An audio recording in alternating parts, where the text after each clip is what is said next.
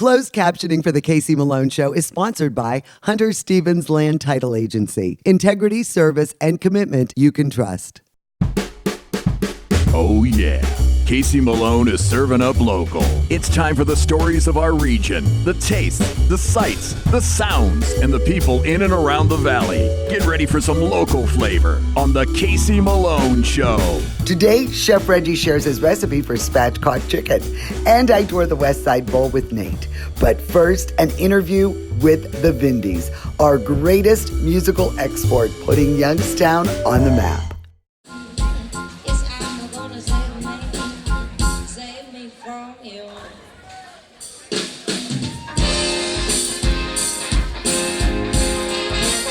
Well, did you know that every Wednesday night it is Whiskey Wednesday? And that is when the Vindies put on a live Facebook feed for their fans. And we're doing an interview with them because they had their live performance that we captured. And so now we're going to talk to the band. And we have got, now I got to get everybody right here, John and Jackie, and we've got Rick and we've got Ed. So we're going to talk to the Vindies and see what they're up to. And, you know, your performances are amazing. Thank you. And when I saw the Allman Brothers, I was really thrilled because they also do some great covers and, you know, of course, your original music. And, I mean, it has really been an organic growth, don't you think? Like, yeah, it really, I mean, it's really made sense and keeps growing, and you just keep going beyond our region. You know, a lot of people ask us, like, you know, how do you get your sound? But honestly, it's been kind of organic in the way that we kind of have all of our own flares, different genres that we bring to the table. And it's kind of fun kind of melding them all together at the end of the day. That was what we get, especially live on stage. So to do a live performance at the West Side Bowl, that was really special for us to do in Youngstown.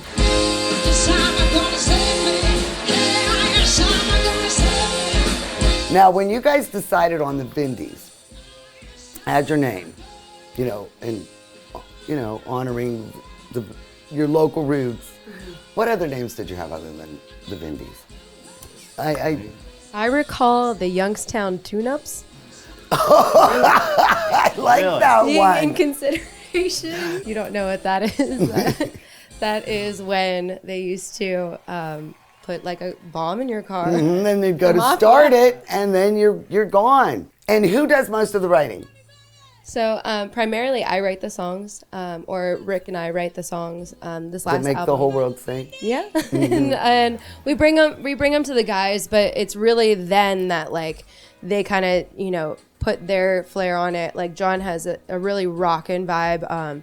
He's very a rock sort of guitarist, and Ed has like really good grooves that he puts onto the songs too that kind of change them in a way. They could start out swing and then go to, you know, a 4 on the floor beat, you know, so it's like it kind of can change just from the, you know, structure of just writing the lyrics and chords to what it is when we record it. So.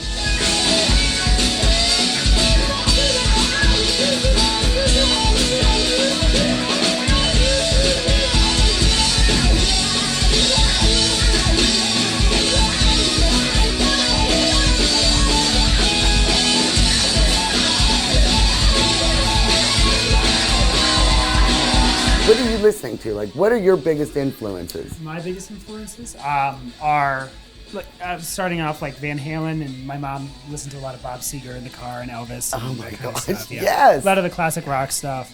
But then like Ed and I, we met when we were in grad school, like listening to a lot of jazz. We were like doing like the Steely Dan phase, Frank Zappa phase, that kind of thing. So like our ears are everywhere, as Jackie kind of mentioned as well. So. Where are you doing your recording when you do that? Where do you guys go? We've been very fortunate to have met Michael Estock, who now owns Court Street Studios, which is literally around the corner here in Canfield. Honestly, it was a weird happenstance where I met him. I was working one summer renting Penske trucks, and he was returning a truck because he had just moved home from Nashville. And it was like, oh, what are you doing coming home? And we got chatting about music, and one thing, you know, we became friends before we started working together. So He is a great resource. His studio is amazing, and he is a fantastic musician, producer, songwriter himself. So that's primarily where we've been doing a lot of our stuff as of late.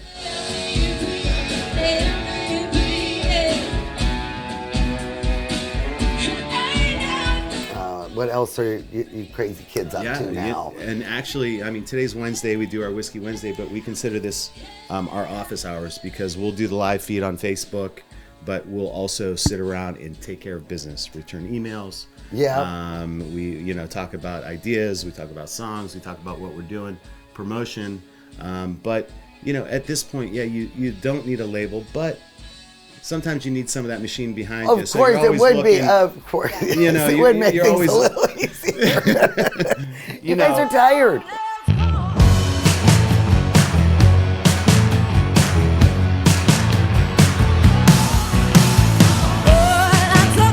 Now, how did it come to be? Are You Ready? Gets picked up by the Pirates, the Pittsburgh Pirates. How did that happen? So Craig McConnell from over at AT&T Sportsnet. He messaged us and really liked one of our songs off of the last album that we had.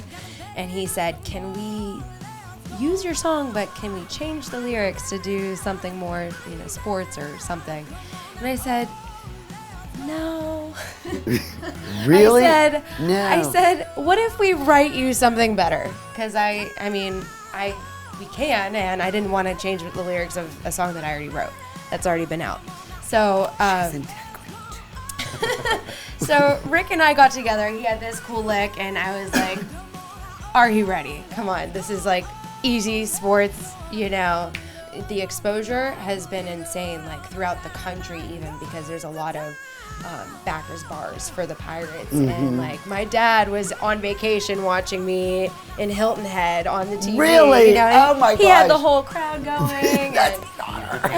So like we're pinging in South Carolina and like over in Texas or very like cool. weird, random cities. So.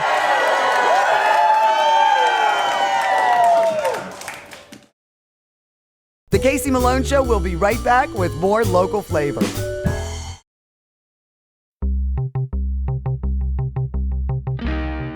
Well, autumn is in the air, and I am here with Rue, the dude from the Magic Tree Pub and Eatery.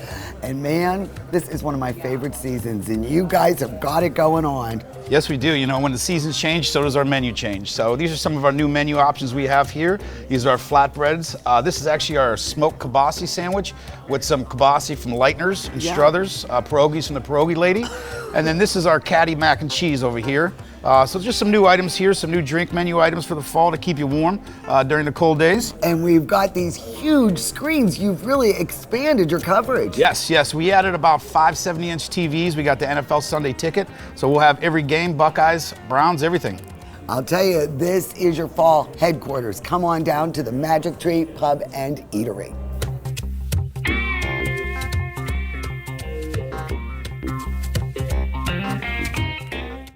Buddy knows. For new floors, shop the Floor Store of Ohio. Choose from flooring that's Buddy safe, Buddy approved, and made in Ohio. Plus, take up to 24 months to pay, interest-free. Better brands, even better prices. You've got a Buddy at the Floor Store of Ohio.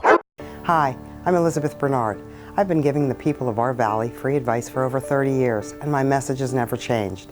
If you're involved in a car, truck, or motorcycle accident, don't try to handle it yourself. Call a lawyer. A lawyer will be your representative, dealing with doctors, medical insurance, and all the red tape that you may face. Hiring a lawyer doesn't mean you'll end up in court, and remember, there are no upfront fees on personal injury cases. That's good advice. Need a lawyer? Learn more at ElizabethBernardLaw.com. Mayflower Woolham is your full-service, independent insurance agency. We work with several insurance companies to offer you choices for your insurance needs. We'll find the right product at the right price. Personal, business, farm, life. Trust Mayflower Woolham. You focus on what's important, we'll take care of the details. Mayflower Woolham, close by with 3 locations to serve you.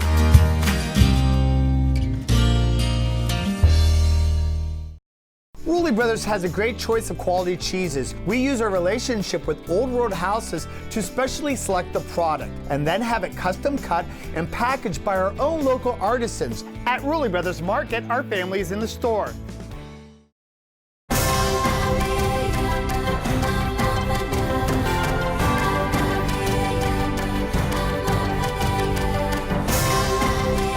Join the Island Purple Cat family. Employment opportunities are available. Given is living.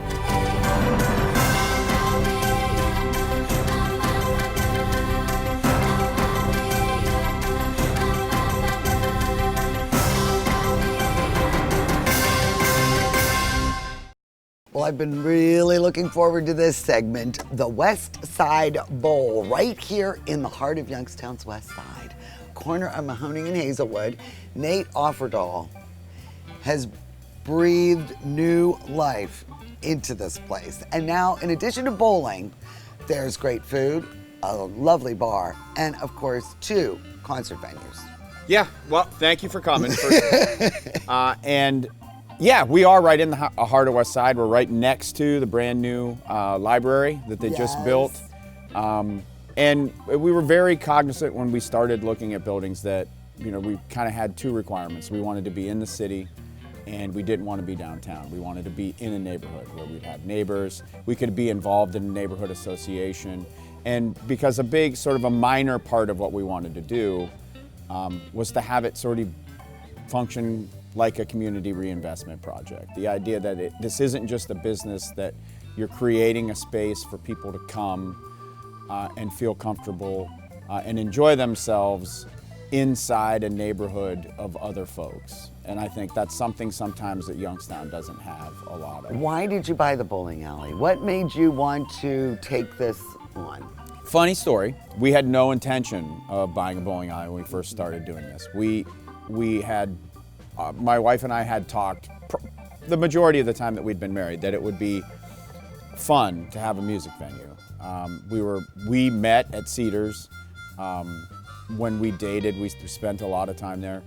And we always loved it. I was good friends with Tommy Simon. I love his daughter Mara and Billy that run the Cedars on the West End now. And still love to go there. It's a great place. And so we thought that if we could do something that was on a little bit larger scale. And what we had thought about emulating was the Beachland Ballroom in Cleveland. Which is such a great venue. And what we wanted to emulate was the fact that they had 2 rooms. They had one that could hold about 150, and then they had one that could hold 500. And 500 is kind of like the magical number if you want to be able to attract national touring bands that are sort of mid-level. So we knew that we needed to have a space about that big. So when we started to look, we looked at more traditional buildings. We looked at bars that had ballrooms like Kuzman's, and Gerard was one of the places that we looked at. We looked at old banquet centers. We looked at churches. We even looked at the Foster Theater on Glenwood Avenue. Oh, now that would have been something. So we called, got a hold of Shane, came in, he gave us a tour, and it was when we saw the basement that we knew, or at least I knew. I'm like, okay, this can work. We can come in here, we can start downstairs, we can start doing live music almost immediately down here, and then we'll work out what we're gonna do with the rest. And that's how we ended up here. So it was step by step, you know, I mean. Yeah, we did not go into this and say, hey, let's buy a bowling alley. And totally redo everything. It was sort of roadblock after roadblock after roadblock eventually sort of directed us to here. And it worked out better than it ever would have if we would have went into one of those traditional places, because when we talked to Cindy and Mark, one of the things that they told us was that, you know, if you can find a space that has regular everyday revenue, where you're not strictly reliant on people coming to see the music, you'll be in a better position. And that's what we ended up with. We have an everyday bar crowd.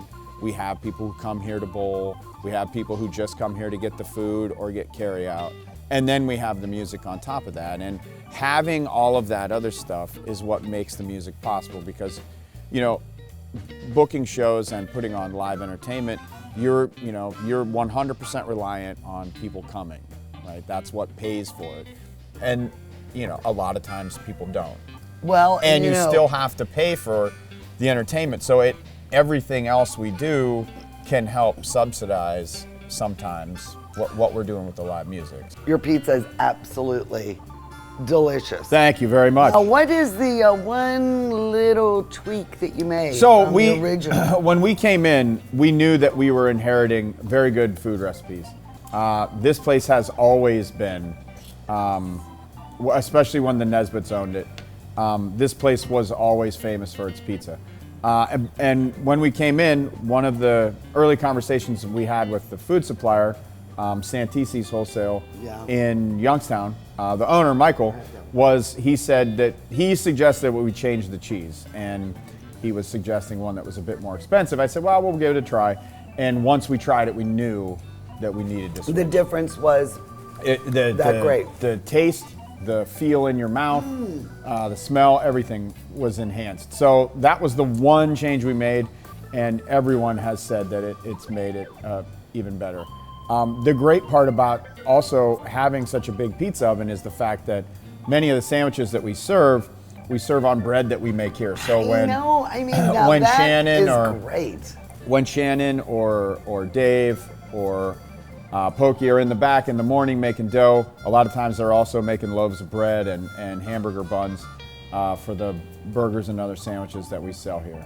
We tried to keep the menu as simple as possible. There were a handful of things on it when we bought the place that we decided we would get rid of, and really concentrate on pizza, really good sandwiches, and a few appetizers. And then we've become very well known over the last year for our wings.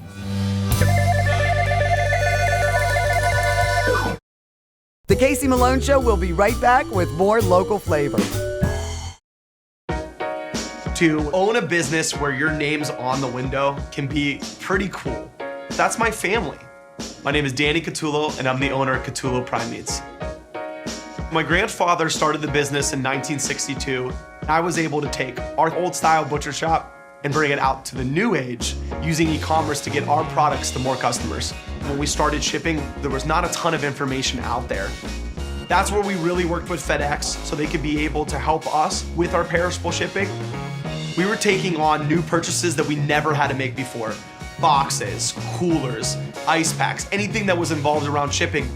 So we can no longer do this with the cash that we had on hand. So because of the Plum Card from American Express and all of its benefits, it was a natural fit to help grow our business. And when someone calls and lets you know that you made their dinner, that's satisfaction that you can't get anywhere else. Is it time to update your color style? RNS Paint will assist you with your choice of over 3,400 Benjamin Moore colors. Vibrant, durable, and easy to apply. Be current, be stylish. Shop RNS Paint. There's a new standard in assisted living. One that combines comfort, luxury, convenience, and the highest quality expert care. Your loved ones can experience it now in Canfield's premier senior living location. The Inn at Ironwood offers fine dining and amenities such as a concierge, salon, housekeeping, and laundry services. And a truly elegant setting in Canfield. Call us for more information or visit us and take a tour. The Inn at Ironwood, Canfield's premier senior living location. Rulli Brothers is way ahead of the competition. Check out Rulli Spice World, where you can buy bulk herbs and spices, plus candies, nuts, and fillings for pennies on the dollar. At Rulli Brothers Market, our family is in the store. I personally feel that Forever Mark is the best because only 1% of diamonds can even become a Forever Mark diamond. Diamonds take millions of years to be formed in the ground, and it's not very pretty.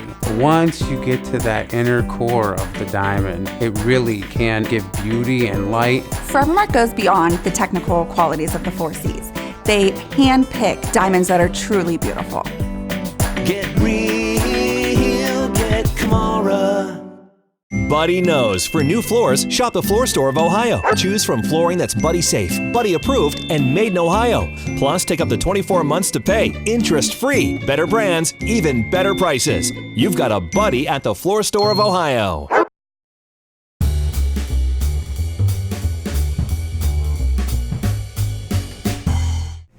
So you want the best cooking tips, right?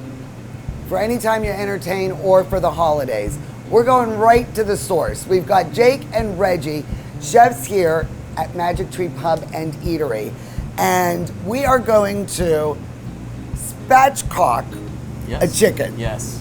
Tell me about spatchcocking. So spatchcocking is simply put butterflying the chicken. We're going to take the backbone out and it's going to help us to have a more evenly cooked chicken in the end. All right, so where we started was 24 hours prior to cooking, we brined it. So basic brine is water, sugar, and salt. And then I like to add some herbs and some citrus into it just for a little extra flavor. And this is a fryer size chicken. Fryer sized chicken, which is approximately 4 to 5 pounds.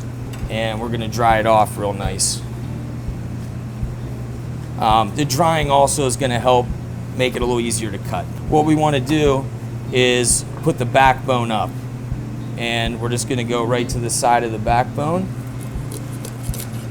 So a sharp knife is a must. Yeah. And you gotta just go through the bone a little bit. And we're gonna spin it around, because I'm right-handed here. And we're just gonna cut that backbone right out. Turn it over, and we got a spatchcock chicken. We're gonna take our hand and we're gonna loosen the skin away from the meat a little bit. So we're gonna go under the thighs here and just kind of loosen that skin up. And then we're gonna go same under the breast here. We're gonna loosen the skin. What we made here is a compound butter. So it's some softened butter with lots of herbs, some citrus zest and juice, some salt and pepper. And we're gonna take this butter and we're going to put it up under the skin. So what this is gonna do is add another layer of flavor, just like the brine. It's gonna help to kind of baste the chicken and also help with making the skin nice and crispy. All right, so once we get that in there, we can also use a little bit of this butter to kind of season the outside. So from there, once I got that done, I'm gonna add a little bit of olive oil, just because you wanna make sure the oil or the butter is going to conduct heat, which is gonna help in getting that nice, even golden brown sear on the outside. So we'll put that on, and then a little bit of salt and pepper. So this is the next tip that I want to share with people. Instead of using a roasting rack, we're going to use our mirepoix as our rack. You want to elevate the chicken a little bit, so you'd normally use a rack, but we're going to use the mirepoix here. We're going to take the chicken that we have prepared. We're going to set it right on top, just like it's our roasting rack. And then what this is going to do, with all those drippings coming down and as you're basting, that will season the vegetables rather than you seasoning them. And then you're going to have that roasted vegetable flavor in there with those drippings, which then is going to help in making your gravy more flavorful. All right, so we preheated the oven to 375. Yep, absolutely. So last thing I'm going to do here, I'm going to take a little bit of white wine in the bottom of my pan. Yes. Because if we don't put any liquid in the bottom, it might start to burn a little bit. And then also we're going to put a little bit of chicken stock in the bottom, which I have right over here. There you go. So we're going to grab a little bit of chicken stock. So if people don't want to cook with alcohol, they could just go straight chicken stock. Yeah, they can use just straight chicken stock if they don't want to use any alcohol. But we like to add a little bit of wine in there for that extra wine flavor. Is excellent. It really adds a little different depth. Gives it some rich flavor. I think so too. All right, so from there, we're just gonna throw that into the oven. Start your oven at 375. After 15 minutes, you'll get that nice sear on the skin. It'll get it started. Then we're gonna turn it down to 350, and we're gonna let it roast for another 40 to 45 minutes. So we're gonna take it out of the pan, and we wanna rest it with the breast down. And then we're just gonna kind of loosely cover it up with some foil just to keep it warm. All right, so after we have the chicken resting, we're gonna put the pan with all that goodness in it right on the stove. We're gonna go high heat. And what we're gonna do is take some white wine, and we're gonna add the white wine right into the pan. So you're gonna make the gravy with the vegetables in it? Yeah, that's just gonna help to add extra layers of flavor into that gravy. So it's not just stock thickened with roux. So you can see we kind of got some of that stuff coming off the pan there. We'll add some chicken stock into here. So we just kind of want to bulk that up because we didn't really have enough pan drippings in there to make enough gravy. We're just gonna take this. I got Jake helping me out here. We're gonna strain that beautiful liquid out. Whenever you're using roux, you want to make sure your liquid is at a boil before you start using it. So then what we're going to do is just start adding a little bit of the roux into it. And then you'll just eyeball when it gets to the thick. You know, some people might like their gravy a little thicker than others, so we'll add a little bit at a time. We'll strain it out, and that'll get any of those excess lumps out of it. We'll put some of that beautiful gravy on there. What do you think? It's perfect. It is moist, flavorful. This gravy is off the hook. It is excellent. And it's so easy. I cannot believe it. I was really intimidated by the spatchcock. Yeah, I think the word is a lot more intimidating than the actual, than what you actually have to do. Oh my gosh, it's so a lot easier. good. Rudy, Jake, thank you. Go to my website, caseysecondnov.com, and you'll find Reggie's recipe for spatchcock chicken. The Casey Malone Show is sponsored in part by Denise and John York and the DeBartolo Corporation.